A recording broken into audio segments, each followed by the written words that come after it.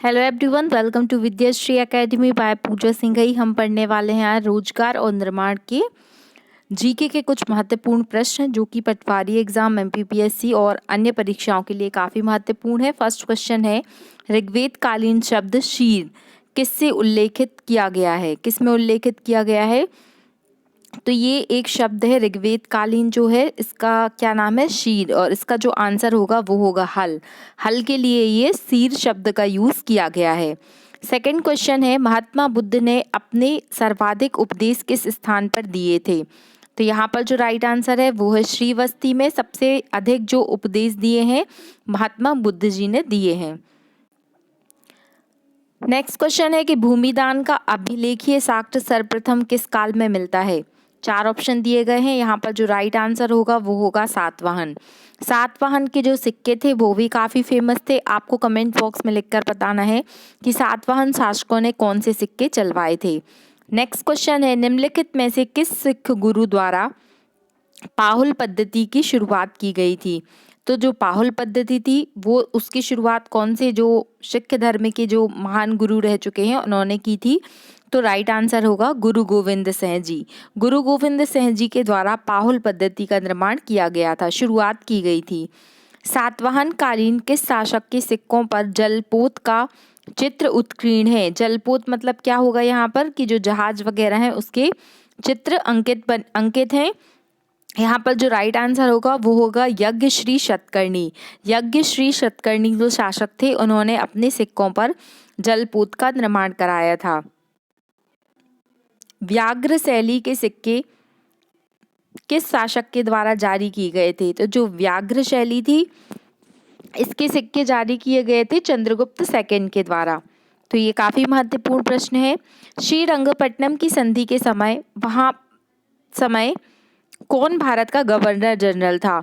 तो ये जब जब मुख्य घटनाएं हुई हैं उस टाइम पे कौन गवर्नर जनरल था, कौन वायसराय था, इस तरीके के प्रश्न भी पूछे जाते हैं। तो श्रीरंगपट्टनम की संधि के समय भारत के गवर्नर जनरल कौन थे? तो थे ये लॉर्ड कॉर्नवालिस। निम्नलिखित में से कौन भारत आने वाले कैबिनेट मिशन के सदस्य नहीं थे? तो यहाँ पर 4 ऑप्शन दिए गए हैं आपको, Stafford Cripps, Pethick Lawrence, A V Alexander and Clement Attlee.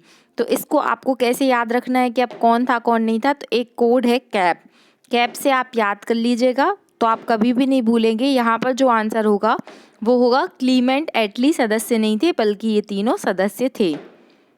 Next question है कि भारत का पहला परमाणु रिएक्टर कौन सा था? तो ये तो बहुत ही इजी है, आंसर है अप्सरा। नेक्स्ट क्वेश्चन है, जूल्स रिमेट कप किस खेल से संबंधित है? जूल्स रिमेट जो कप है वो फुटबॉल खेल से संबंधित है। अब बात आती है नाटो की। आप जानते हैं यूक्रेन रशिया वॉर में सबसे अधिक जो संगठन चर्चा में रहा है वो है NATO. What is the full form of NATO? NATO का फुल फॉर्म होता है नॉर्थ अटलांटिक ट्रीटी ऑर्गेनाइजेशन।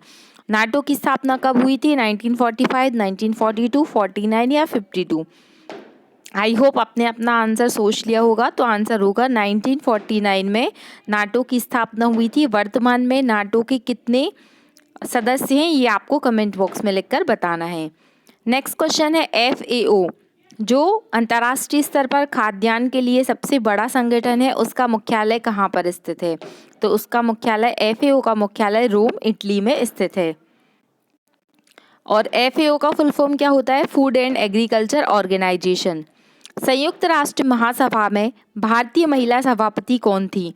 तो संयुक्त राष्ट्र महासभा में जो प्रथम महिला सभापति थी वो थी विजयलक्ष्मी पंडित।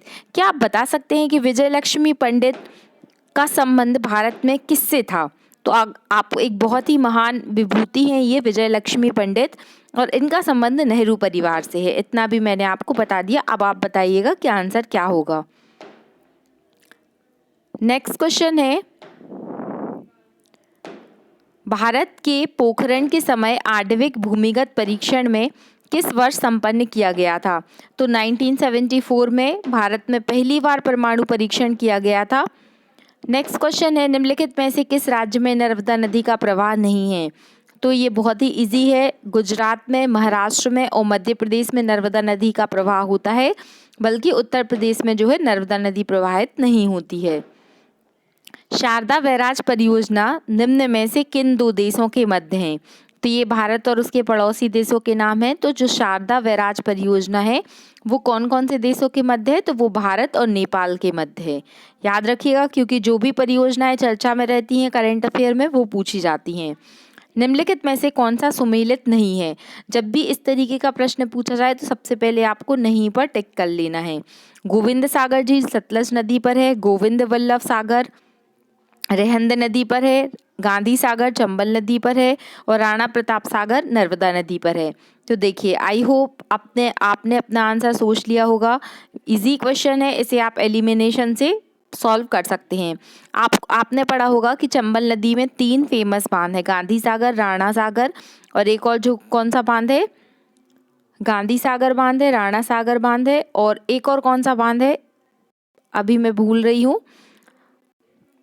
तो यहाँ पर गांधी सागर और राणा सागर ये तो चंबल नदी पर है, लेकिन जो राणा सागर बांध है यहाँ पर आंसर दिया है नर्मदा। तो आंसर क्या होगा यहाँ पर, नर्मदा नदी पर नहीं है। तो यहाँ पर डी आंसर जो होगा वो सही होगा। प्रकाश के फोटॉन सिद्धांत का प्रतिपादन किसके द्वारा किया गया, तो प्रकाश के फोटॉन सिद्धांत का प्रतिपादन आइंस्टीन के द्वारा किया गया था। E = mc² पढ़ा होगा आपने, ये क्या है, आइंस्टीन का सापेक्षता का सिद्धांत है।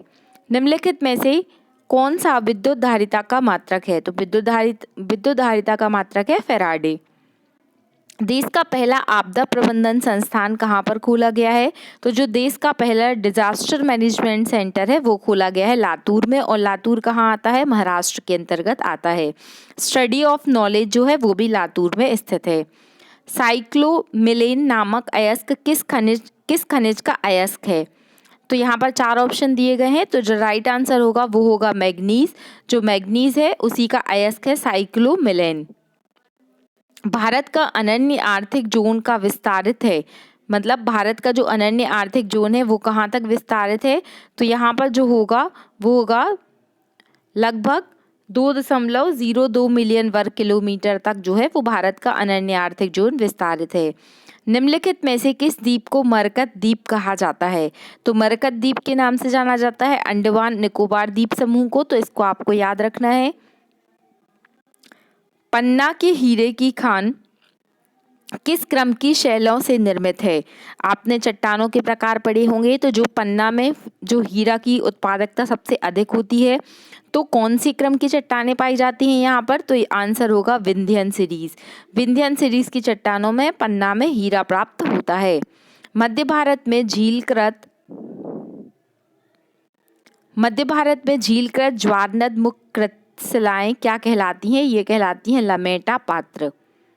निचले गंगा मैदान में स्वर्ण रेखा नदी का तटीय विस्तार क्या कहलाता है, तो गंगा मैदान में जो स्वर्ण रेखा नदी का विस्तार है वो कहलाता है उत्कल तट। गारो खासी जयंतिया पहाड़ियाँ किस पहाड़ पर स्थित हैं, कई बार हम ये प्रश्न डिस्कस कर चुके हैं। जो गारो खासी जयंतिया हैं ये मेघालय के पहाड़ में स्थित हैं। भारत का औसत समुद्री तल किस स्थान से नापा जाता है, तो जो चेन्नई का तट है, चेन्नई के तट से भारत का जो औसत समुद्री तल है उसको मापा जाता है। भूमन संपुट नामक संरचना मानव शरीर के किस अंग में पाई जाती है, तो जो भूमन संपुट नामक संरचना होती है वो कहाँ पर पाई जाती है, किडनी में पाई जाती है। और किडनी की जो फंक्शनल यूनिट होती है वो होती है नेफ्रॉन। राष्ट्रपति के निर्वाचन में निम्नलिखित में से कौन सा भाग नहीं लेता है, तो राष्ट्रपति के निर्वाचन में विधानसभा के सदस्य भाग नहीं लेते हैं, बाकी लोकसभा के, राज्यसभा के और राज्यसभा की विधानसभाओं के सदस्य, विधान परिषद के सदस्य भाग नहीं लेते हैं, बल्कि राज्यसभा, लोकसभा और राज्यों की विधानसभाओं के सदस्य भाग लेते हैं। आपको बताना है कि राष्ट्रपति के निर्वाचन का जो आर्टिकल है वो क्या है, आप कमेंट बॉक्स में लिखकर बताइएगा। भारतीय संविधान के किस अनुच्छेद में सुप्रीम कोर्ट को रिट जारी करने की घोषणा का अधिकार दिया गया है, तो आर्टिकल 32 में सुप्रीम कोर्ट की रिट की बात की गई है और आर्टिकल 226 में हाई कोर्ट की रिट की बात की गई है। सुप्रीम कोर्ट में केवल फंडामेंटल राइट के लिए आप रिट जारी कर सकते हैं, लेकिन आर्टिकल 226 के तहत आप लीगल राइट के लिए भी क्या कर सकते हैं, रिट जारी कर सकते हैं। उच्चतम न्यायालय के किस निर्णय में यह कहा गया कि मूल अधिकार संशोधित हो सकते हैं, किंतु संविधान के मूल ढांचे में परिवर्तन नहीं किया जा सकता। तो ये सबसे फेमस मामला था केशवानंद भारती केस 1973। किस अनुच्छेद के तहत आर्टिकल 21A को जोड़ा गया? तो 86वां संविधान संशोधन 2002 के तहत शिक्षा के अधिकार को जोड़ा गया था। रोग का जर्म प्लाज्म सिद्धांत कहलाता है ये। तो ये किसके द्वारा विकसित किया गया था? तो लुईस पाश्चर के द्वारा रोग का जर्म प्लाज्म सिद्धांत के बारे में बताया गया था।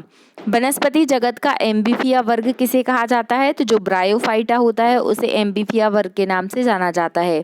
प्रधानमंत्री कौशल विकास योजना किस वर्ष शुरू हुई? तो 2015 में इसकी शुरुआत की गई थी। पोलियो के टीके का आविष्कार किसने किया था? तो पोलियो के टीके का आविष्कार किया गया था जोनॉक्स सॉल्क के द्वारा। जंतु एवं पादपों के मध्य कड़ी किसे माना जाता है? तो जो युगलीना होता है, युगलीना को जंतु और पादपों के मध्य में कनेक्टिंग लिंक माना जाता है। गुलाबी क्रांति का संबंध किससे है? तो गुलाब के उत्पादन से गुलाबी क्रांति का संबंध नहीं है, बल्कि जो झींगा उत्पादन है उससे गुलाबी क्रांति का संबंध है। परम सिद्धि नामक सुपर कंप्यूटर किसके द्वारा विकसित किया गया है? तो ये सीडैक के द्वारा परम सिद्धि नामक सुपर कंप्यूटर का विकास किया गया है। और परम गंगा, आपको कमेंट बॉक्स में लिखकर बताना है कि परम गंगा सुपर कंप्यूटर का विकास किसने किया है। भारत का प्रथम राष्ट्रीय खेल विश्वविद्यालय, मोस्ट इम्पॉर्टेंट क्वेश्चन है ये, मणिपुर इम्फाल में स्पोर्ट्स यूनिवर्सिटी की स्थापना की गई है।